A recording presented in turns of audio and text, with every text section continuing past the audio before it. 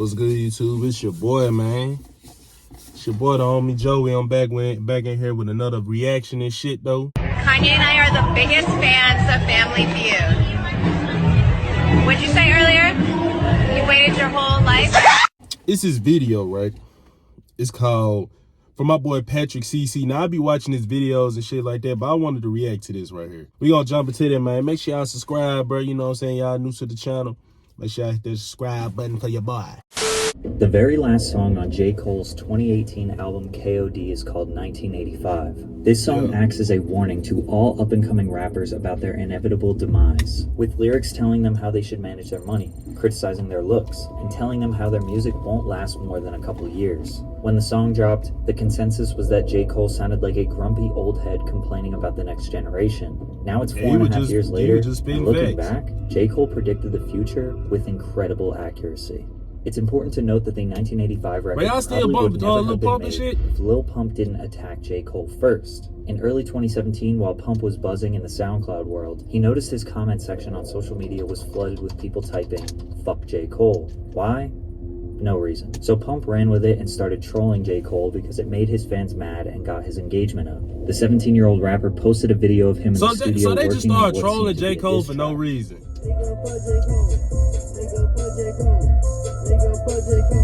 However, this song was never released and was probably just another social media stunt to add to his long history of social media clout chasing. Cole never addressed the Lil Pump drama until 1 full year later when he dropped his album KOD. The last track, 1985, was where he tried to address Pump and all the new generation rappers. All these dudes poppin' now is young. Everybody say the music that they make is dumb. Lil Pump, Smoke Perp, and 6ix9ine were assumed to be the artists Cole was addressing in the record, but really it was... Bruh, y'all remember like,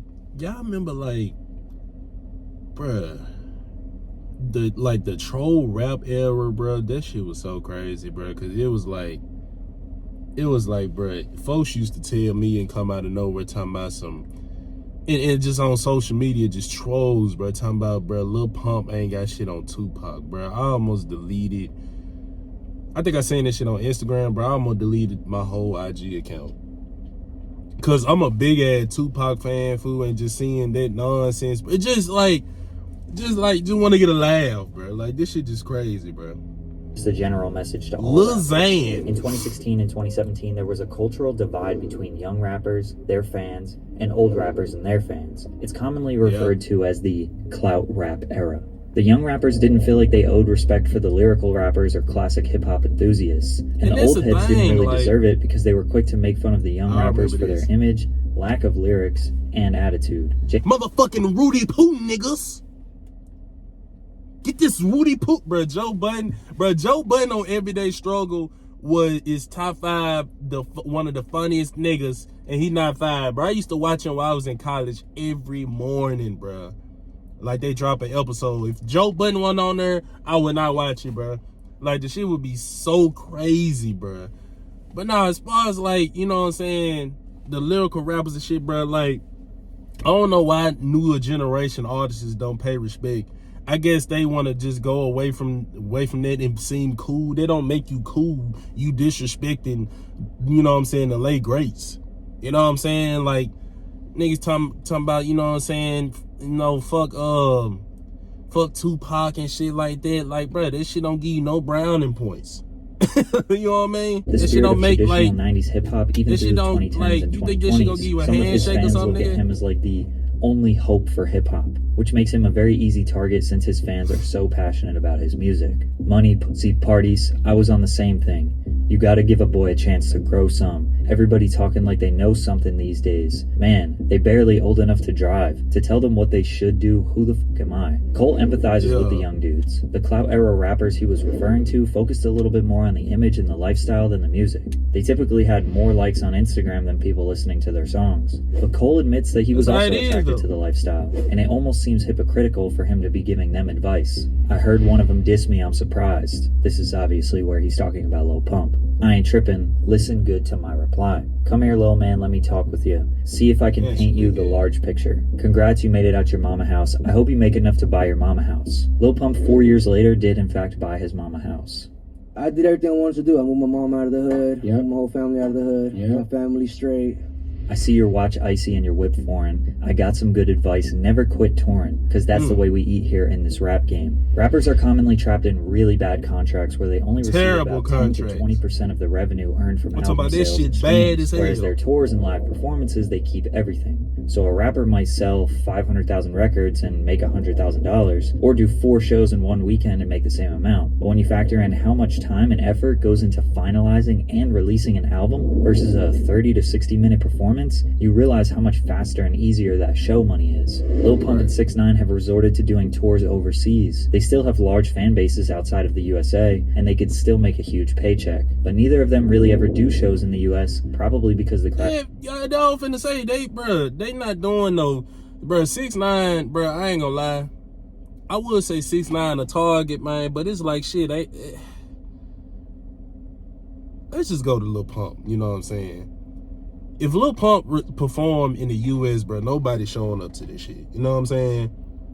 Like, I guess like when you were like overseas, like folks like view you, like when you get famous at one time, you know what I'm saying? I guess like overseas people like view you as like a legend forever and shit like that. Like Morocco, like some of the people here is watching from Morocco. Y'all was asking me about Lil Pump, and I'm looking at the comments like, nigga, we don't fuck with no Lil Pump no more. You know what I'm saying? Like, I don't know, like, but as far as like 6ix9ine, bro, like nobody going to that shit, and you see like the shit that he did, you know what I mean? Like, yeah, like, bro, a Lil Pump concert in 2023, well, pretty much 2023, is crazy. Like, Lil Pump can come to the city, Memphis. I'm talking about free. I'm still not falling in that motherfucker. Why? Like, bro, I wish my partners would tell me, hey, fool, you want to fall in that free Lil Pump concert? Huh? Click up. Hanging on the phone on this stupid ass. Would be much smaller, Lil Pump money, and most likely people making fun of them on you gotta pay me to come. I hear your music, and I know that rap's changed. A bunch of folks would say that's a bad thing, because everything's commercial and it's pop now. Trap drums is the shit that's hot now. See, I've been on a quest for the next wave, but never mind, that was just a segue. He also hints that these artists shouldn't be trend hopping and making music to satisfy the current sound. After Gucci Gang in 2017, Pump struggled to make noise with another record. It's Get It, Drug Addicts, Be Like Me, Butterfly Doors. Surprisingly, all these songs did hit the Billboard Hot 100, but faded away faster than ever. Cause the Pump same undoubtedly shit had a huge fan base that were eager for him to come up with something fresh. So they would tune into the next song only to realize it sounded exactly like the last one. That's what I'm saying. People that hated him wanted to see what he was gonna do next as well. The same thing could be said for 6ix9ine. Also, it was most likely his legal issues and gang affiliations that ruined his career. His music didn't evolve much, neither did the names of his songs. To be fair though, there is a fine line of sticking with a sound and just making the same song over and over again. As much as people hate on DaBaby, musically he achieved a lot of success by making very similar sounding music for... I ain't gonna lie to you. It made DaBaby made Suge about 300 times. I ain't gonna lie to you. Like, I'm talking, and I'm pussing up, bro. Turn that shit off, bro. I ain't gonna. I fuck with DaBaby, but it's like, you know what I'm saying? And then, like, if DaBaby fell off too, you know, well, y'all know this shit, but it's like dealing with this, bro. I don't like me turning on DaBaby, like the new DaBaby. Like, last time I bought DaBaby is when he like did a collab tape with Youngboy. You know what I'm saying? And if Youngboy went on that tape, there was no way I was tuning in to that type shit. 3 years straight, but who am I kidding? Today it's not looking so good for him either. I know you think this type of revenue is never ending, but I want to take a minute just to tell you that ain't true. One day them kids listening will grow up and get too old for that shit that made you blow up. Now your show's looking light because they don't show up, which unfortunately means the money slow up. These could be the lines that cut the deepest, mostly for Smoke Perp. You see, after 1985 dropped, a clip went viral of fans at a Smoke Perp show chanting, and Perp continued the energy of hating on Cole. Before the show, they were chanting J. Cole because we are kids on drugs, bitch. You know what's going on. 2 years later, his album Florida Dick sold 5K in the first week. Then in 2022, Perp's 16-year-old rebel fan base was now 21. They grew up and they didn't show up to his tour. His crowds were looking scarce. Perp started going viral for nobody showing up to his shows. Instead of putting on a performance and rocking out to the small crowds, Perp would just leave early or cancel his own shows. See, I ain't gonna lie to you, like, he left and shit. Like, how you gonna leave on the folks, the only people who came to see your garbage ass? You know what I'm saying? How you gonna get mad? You gonna be like, man, fuck this shit, man, I'm gone, man. How you gonna get mad? Like, bro, just gonna perform, bro. You know what I mean? Like, how you gonna get mad because nobody, like, a lot of people ain't trying to hear that shit no more.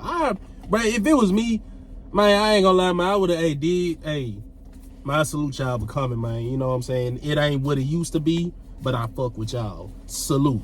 This nigga just walked out. Cry baby. Then the money slows up, and oh boy, was this evident. All of the clout era rappers have resorted to some cheap Instagram promotions. Partnered up with High Key Clout. And so look, we're giving away. I still bump Lil Mozzie sometimes. This is Smoke Perp, and I'm teaming up with High Key Clout to give away a free $10,000. What's up, guys? It's Slow Skies, and I'm teaming up with High Key Clout to do a giveaway. Yo, one more time. Bro, I used to bump Lil Skies with like 2018. What's that song with Land and Cube? Like when he was about like the trailer park, or like the little trailer park, the RV. Bruh, it was the first song that everybody heard, bro. It was like when they had like the white shirt on, bro, that shit was a bop. Bro, I ain't saying that. I ain't seen him in like, I don't know what the hell is that though, but all I know is 2018, bro, Lil Skies, bro. 2018, 2019, Lil Skies was the shit. If you're the kid, I'm teaming up with High Key Clout to give away. Look at that flip-flop ass nigga. It's your boy Big Lil Durk loving ass nigga. I'm teamed up with High Key Clout, you know what I'm saying? And we're giving bro, away $10K. Fuck it. One more time, then pause one more time. Bruh. Like, Trippy still that nigga. But like, I used to bump Trippy Red so much, bruh. To the point where that shit was like 2017, bro. I don't even like, you know what I'm saying? Like, I grew up out of this shit, most of that shit. He still got bangers. But like when Trippy first came out, bro, I was on this shit like a motherfucker. Like, some of them tracks still hard, but like most of them shits that I was bumping, bro, I'm like, nigga, what the, like that screaming and shit. Trippy still that nigga though. But I'm just saying, like, I outgrew some of his shit, you know what I'm saying? Like, nigga with 18 bumping this shit, you know what I'm saying? Nigga, yeah, man. I part of 23 years old and shit. Wireless headphones. We giving away 10K cash. Lil Xan promoting sketchy crypto. He just destroyed his goddamn career. You've already put a parlay on this game. Damn, I just got with the hit life partner you placed to make it here. You bet. Yo, what's going on, guys? I want you to check out this new token called Marvin Inu. It's super dope, man, and they're about to take off. 6ix9ine promoting multiple NFT scams. Blueface doing influencer boxing events. It's possible that the pandemic hurt everyone's shows, and maybe these artists could have rode their wave a little longer, but now people are being very selective who they go out and see live. Now you scrambling and hoping to get hot again, but you forgot you only popped because you were riding trends. Now you old news and you going through regrets. Smoke Perp was caught buying Instagram followers. Cuff Boys noticed that every time his follower count dropped below 4 million, it would randomly shoot up by multiple thousands. He also tried to attack Kanye on Instagram for saying that he wrote I love it, and Ye owes him $9 million. And Kanye, nigga, you owe me like $9 million, nigga. Hit my line, nigga, or my lawyer's gonna hit your lawyer, nigga. Just doing anything for clout. No, Lil Pump did the same thing. Posted ridiculous pictures on the internet for attention, shaved his eyebrows, claimed he was going to start making rock music. In my opinion, he hit an all-time low when he decided to make a song with the YouTubers, the Dobre Brothers. Hit It If You Know You Lit was the most awkward and horrible song I have ever heard. Pump visibly looked like he hated himself for doing the music video. Then he managed to get some attention when Trump called him Little Pimp. One of the big superstars of the world, Little Pimp. Sure, he could have genuinely been a supporter, even though he tweeted "fuck Trump" during his 2016 run, but that's fine. There's a dual party for a reason. Regardless, it was pretty clear that Lil Pump was scrambling to get hot, and he would lean into whatever was getting him attention, just like the whole reason he said fuck J. Cole in the first place. I'm just telling you what's probably gonna happen when you rapping about the type of shit you rapping about. It's a faster route to the bottom. I wish you good luck. I'm hoping for your sake that you ain't as dumb as you look. Surprisingly, the two actually had a 1 hour long sit-down conversation 1 month after the record dropped to discuss their differences. That was like basically like the trend, like you know.